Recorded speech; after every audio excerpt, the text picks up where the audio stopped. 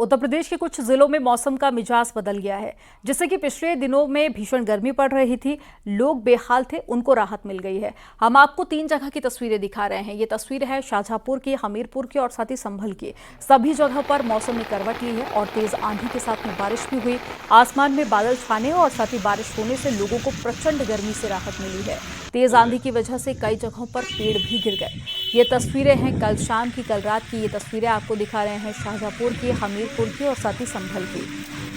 तेज आंधी भी कई जगह पर आई, इसके अलावा बारिश भी हुई और कई जगह पर आंधी के चलते पेड़ भी गिर गए।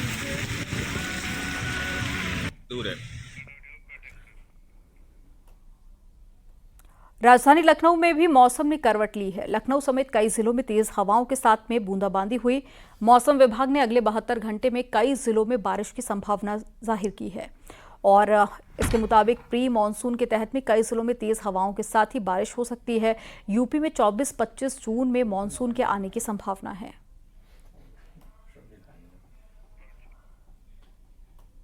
उत्तर प्रदेश के मौसम में एक लंबे अरसे के बाद एक बड़ा बदलाव देखने को मिल रहा है। राजधानी लखनऊ समेत उत्तर प्रदेश के कई जिलों में बीते 24 घंटे के अंदर तेज आंधियों के साथ कुछ जिलों में हल्की फुल्की बारिश भी हुई है, जिससे तापमान में एक बड़ी गिरावट देखने को मिली है और साथ ही साथ चल रही नम हवाओं के चलते मौसम भी कुछ हद तक सुहावना हो गया। आप देख सकते हैं कि इस वक्त मैं राजधानी लखनऊ के उस सबसे व्यस्ततम 10 चौराहे पर खड़ा हूं, जहां पर कल तक इस वक्त तक खड़ा होना भी मुश्किल होता था तेज धूप और गर्म हवाओं के कारण, लेकिन इस वक्त मौसम काफी हद तक सुहावना हो गया है। अगर मौसम विभाग के वैज्ञानिकों की माने तो ये मौसम अगले 48 घंटे तक इसी तरह देखने को मिल सकता है। राजधानी लखनऊ समेत पूर्वांचल के 24 जिलों और पश्चिमी यूपी के भी कई जिलों में तेज हवाओं के साथ हल्की फुल्की बारिश हो सकती है, जिसके चलते तापमान में एक बड़ी गिरावट देखने को मिलेगी। अगर बात मानसून की करें तो उत्तर प्रदेश में मानसून की एंट्री 24 से 25 जून के बीच में होगी। उससे पहले प्री मानसून के तौर पर उत्तर प्रदेश के कई जिलों में बूंदाबांदी और बारिश देखी जा सकती है, जिससे लोगों को गर्मी से एक बड़ी राहत मिल सकती है। कैमरामैन उपेंद्र यादव के साथ राजीव प्रताप सिंह, न्यूज 18 लखनऊ। लखनऊ समेत कई जिलों में बूंदाबांदी, 72 घंटे में कई जिलों में बारिश की संभावना जाहिर की गई है। तेज हवा के साथ में बारिश हो सकती है। यूपी में 24 और 25 जून तक मानसून आने की भी संभावना है।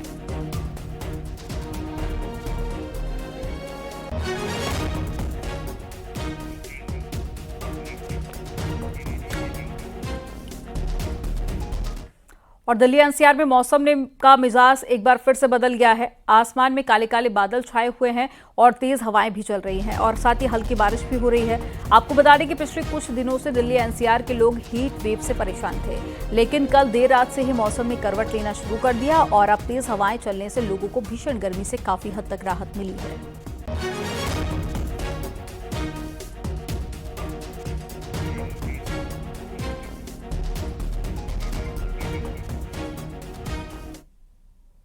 कानपुर में स्वतंत्रता सेनानी एक्सप्रेस ट्रेन समेत 5 ट्रेनों में आरपीएफ और जीआरपी ने छापेमारी की। इस छापेमारी से यात्रियों में हड़कंप मच गया। 24 से ज्यादा यात्री ट्रेन से कूदकर भाग गए। ये यात्री गलत तरीके से महिला और दिव्यांग कोच में यात्रा करते हुए पकड़े गए थे। आरपीएफ ने रिजर्व कोच से बिना टिकट यात्री उतारे और इस मामले में 14 यात्रियों पर मुकदमा भी दर्ज किया गया।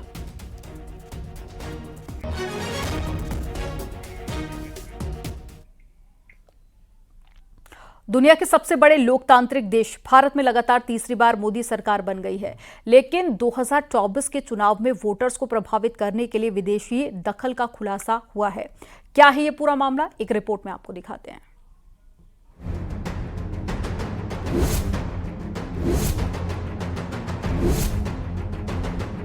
पिछले दिनों भारत में लोकसभा के चुनाव हुए। 4 जून को नतीजे आए और नई सरकार बनी।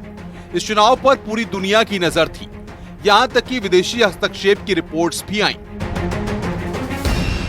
इसी क्रम में डिसइंफो लैब ने लोकसभा चुनाव में विदेशी हस्तक्षेप पर विस्तार से रिपोर्ट प्रकाशित की है। द इनविजिबल हैंड्स नाम से आई इस रिपोर्ट में बताया गया है कि किस तरह विदेशी मीडिया ने भारत में हो रहे चुनावों को लेकर 22 तरीके से रिपोर्टिंग की और लोगों को भ्रमित करने की कोशिश की। रिपोर्ट में कहा गया है कि भारत क्षेत्रीय शक्ति के रूप में उभर रहा है।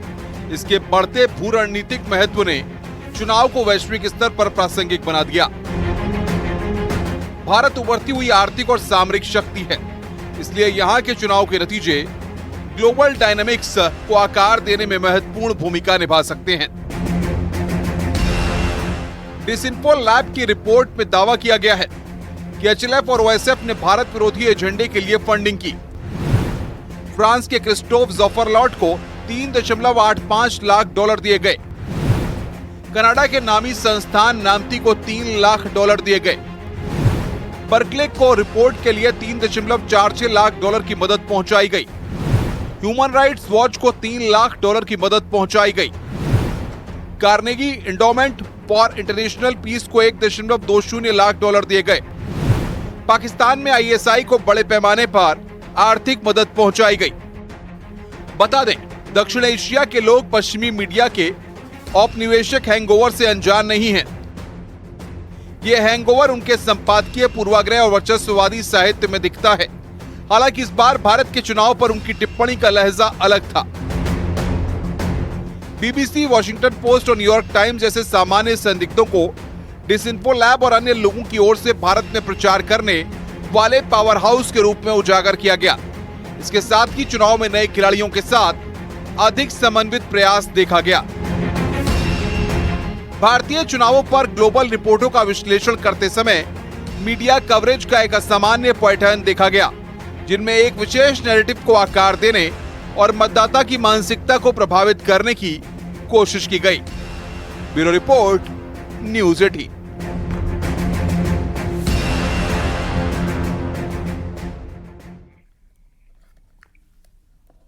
उन्नाव से बीजेपी सांसद साक्षी महाराज ने बड़ा आरोप लगाया है। उन्होंने आरोप लगाया है कि लोकसभा चुनाव में यूपी में विदेशी ताकतों ने बड़े पैमाने पर पैसा झोंका था ताकि प्रधानमंत्री नरेंद्र मोदी का चुनावी रथ रुक जाए। और उन्होंने गृह मंत्री से फॉरेन फंडिंग पर भी जांच की मांग की है। हरिद्वार में मीडिया से बातचीत में उन्होंने ये आरोप लगाया। आपको बता दें कि साक्षी महाराज निर्बल अखाड़े के महामंडलेश्वर भी हैं।